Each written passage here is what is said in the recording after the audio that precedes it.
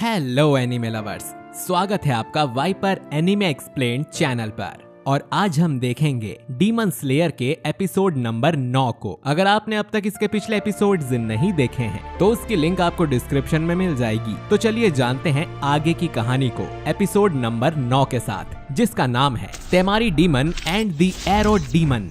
पिछले एपिसोड के साथ असाकुसा आर्क शुरू हो जाता है। हमने देखा कि मुजान तांजीरो से बचकर निकल जाता है और दो डीमंस से तांजीरो को मारने के लिए कह देता है। तांजीरो को भी दो अच्छे डीमंस अपने सफर पर मिलते हैं और वो उनके साथ उनके हाइड आउट में आ चुका होता है, मगर मुजान के डीमंस उन्हें ढूंढ लेते हैं। सुसामारू फिर अपनी बॉल्स को उनके हाइड आउट में फेंकना शुरू कर देती है, जिससे युशिरो तमायो को और तांजीरो नेजुको को बचाकर साइड में हो जाते हैं। युशिरो का मंत्र टूट जाता है और डीमंस को साफ साफ तमायो का घर दिखने लग जाता है। यहाबा को महसूस होता है कि इस घर में एक डीमन स्लेयर है जो डीमंस के साथ है, और फिर वो सुसामारू से कहता है कि तुम्हें इस बचकानी तरह से अटैक नहीं करना चाहिए था, इससे मेरे पूरे कपड़े गंदे हो गए हैं। पर सुसामारू उस पर ध्यान नहीं देती है और बॉल्स फेंकती रहती है। उसकी बॉल्स दीवार में एक दरवाजा बना देती है, जिससे तांजीरो सुसामारू को देख पाता है और सोचता है दो बॉल्स ने क्या इतना हंगामा कर दिया।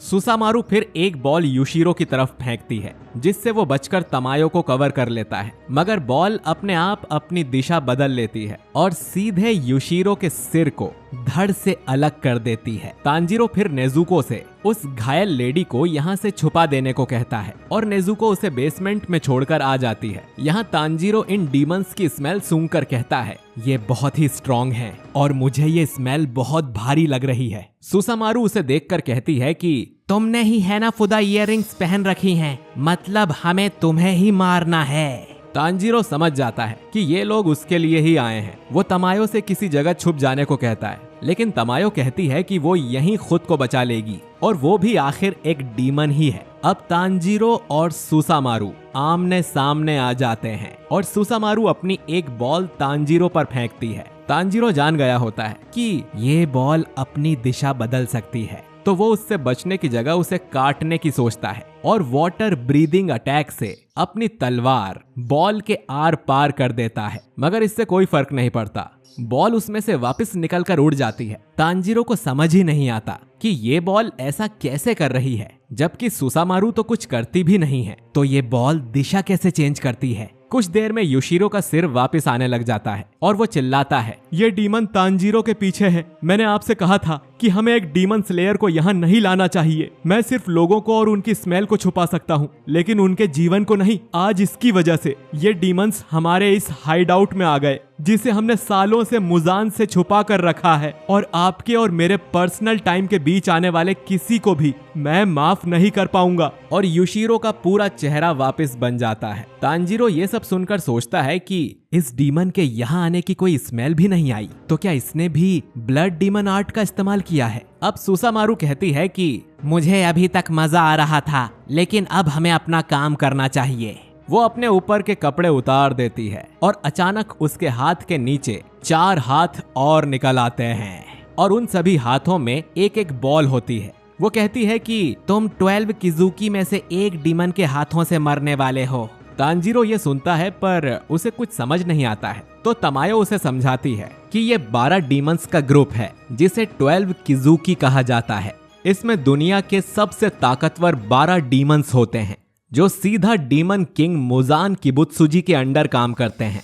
सुसामारू कहती है कि हमें अपना गेम सुबह होने तक कंटिन्यू रखना चाहिए, और वो अपनी बॉल्स तांजीरो और उस घर में फेंकना शुरू कर देती है। तांजीरो उन बॉल्स से बचता है, मगर वो बॉल्स दिशाएं बदलकर उसको मारती ही रहती हैं। फिर वो बॉल्स को 2 टुकड़ों में भी काट देता है, लेकिन फिर भी वो बॉल्स अलग अलग होके उसे मारती हैं। तांजीरो को बहुत दर्द होने लगता है और उसे यहाबा की भी स्मेल आ जाती है, जिससे तांजीरो समझ जाता है कि यहाँ एक नहीं बल्कि 2 डीमंस आए हुए हैं। पर वो उस डीमन के पास नहीं जा सकता है, क्योंकि इन बॉल्स से बचना ही बहुत बड़ी बात हो चुकी है। एक बॉल जाकर फिर युशिरो और तमायो के सिर पर लग जाती है और उनके सिर से खून बहने लग जाता है। तांजीरो दोबारा उन्हें छुप जाने को कहता है, पर तमायो अब भी उसकी नहीं सुनती और कहती है कि वो दोनों अपने आप को ठीक कर लेंगे। युशिरो लेकिन तांजीरो पर चिल्लाने लगता है, जो एरोस बॉल्स पर हैं, तुम्हें बस उन्हीं बॉल्स से बचना है। मगर तांजीरो को वहाँ कोई एरोज नहीं दिखाई देते हैं। यूशिरो को समझ आता है कि तांजीरो उसके जैसी पावर्स वाला डीमन नहीं है, इसीलिए उसे एरोस दिखाई नहीं दे सकते हैं। तो यूशिरो तांजीरो को कुछ टाइम के लिए अपनी आंखों का जादू दे देता है।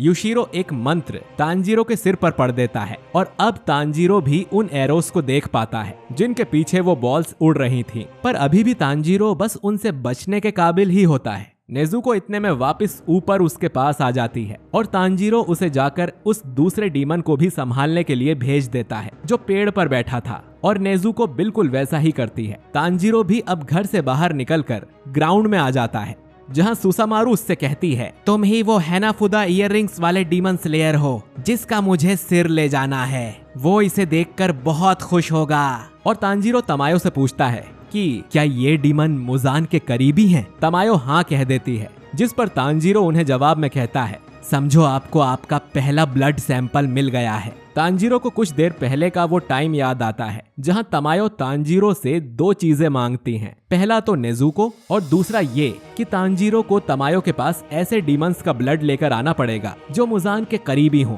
और उतने ही स्ट्रॉन्ग भी, जो कि बहुत ही मुश्किल काम है। प्रेजेंट में आकर तांजीरो अपना थर्ड फॉर्म फ्लोइंग डांस का अटैक करता है और सुसामारू की सभी टिमारी बॉल्स के साथ साथ सुसामारू के सभी हाथ काट देता है। सुसामारू उनकी ये बात सुनकर हंसने लग जाती है। वो कहती है कि तुम्हें क्या लगता है तुम हम दोनों का ब्लड निकाल पाओगे? आओ 12 किजुकी में से एक को आज तुम आजमा कर देख लो। और वहीं यूशिरो पीछे से चिल्लाता है, तुम थोड़ी सी भी गलती यहाँ नहीं कर सकते हो। अगर ये सच में 12 किजुकी है तो तुमने आज से पहले इतने स्ट्रॉन्ग डीमन का मुकाबला कभी नहीं किया होगा। तांजीरो में हिम्मत आ जाती है और वो सोचता है कि मैं अपनी पूरी पावर्स के साथ यहाँ लड़ाई करूंगा। और जैसे ही उसका ध्यान हटता है, यूशिरो तमायो से चुपचाप वहाँ से भाग निकलने को कहने लगता है। तमायो ये सुन के शॉक हो जाती है और यूशिरो बोलता है कि मैं तो मजाक कर रहा था। अब सुसामारू की एरोज यहाबा कंट्रोल कर रहा होता है। तो जैसे ही नेजुको यहाबा के पास पहुंचकर उस पर अटैक करना शुरू कर देती है, यहाबा के एरोज बॉल पर से हट जाते हैं और बॉल्स दिशा बदलना बंद कर देती है। वहीं दूसरी तरफ सुसामारू के कटे हुए सभी हाथ एकदम से वापस आ जाते हैं और तांजीरो ये देखकर शॉक हो जाता है। वो सोचता है कि इस डीमन में बहुत ही ज्यादा पावर्स हैं, जिसकी वजह से ये इतनी जल्दी रिकवर हो गई है। यहाबा को उसके ऊपर उड़ने वाली डस्ट से चिढ़ होने लग जाती है, तो वो अपने हाथों वाली आंखों से पलकें झपकाता है और नेजुको किसी फोर्स से उड़ जाती है और सीधा तांजीरो पर आकर गिर जाती है। सुसामारू कहती है कि अब तुम दोनों को अकेले मारने में और ज्यादा मजा आएगा। तांजीरो नेजुको से पूछता है, क्या तुम ठीक हो? इतने में यूशिरो कहता है कि तुम जाकर उस एरोज वाले डीमन को संभालो, टिमारी वाली डीमन को हम यहाँ देख लेंगे। नेजुको की भी नजर यूशिरो और तमायो पर पड़ती है और उसे उनमें अपनी माँ और भाई दिखने लग जाते हैं और उन्हें ऐसी हालत में देखकर नेजुको गुस्से में आ जाती है। तांजीरो यहाबा को मारने और नेजुको सुसामारू को मारने के लिए आगे बढ़ जाते हैं, जिसके बाद तांजीरो को यहाबा के गले में भी व्हाइट कलर वाला धागा दिखाई देने लगता है और तांजीरो का टारगेट लॉक हो जाता है। पर यहाबा को भी यहाँ वो धागा दिख रहा होता है, जिससे पहले कि तांजीरो अटैक करता उसका ओपनिंग थ्रेड टूट जाता है, क्योंकि यहाबा ने तांजीरो के पैर के नीचे एक एरो चला दिया था जिससे उसका निशाना चूक गया। यहाबा अब एक एरो तांजीरो के पेट में डाल देता है और उसे सभी पेड़ों पर फेंकते ही रहता है, जिससे तांजीरो को बहुत ज्यादा दर्द होने लग जाता है। यहाबा तांजीरो को हवा में उड़ा देता है, जिससे जमीन से बचने के लिए तांजीरो अपना 8th फॉर्म इस्तेमाल करता है और जोर से गिरने से बच जाता है। इधर यूशिरो अपनी पावर्स को इस्तेमाल करके गायब हो जाता है और फिर सुसामारू पर अटैक करने लग जाता है। सुसामारू इससे गिर जाती है और यूशिरो उसके सामने आ जाता है और कहता है कि तुम्हारे कारण मैडम तमायो तकलीफ में थी।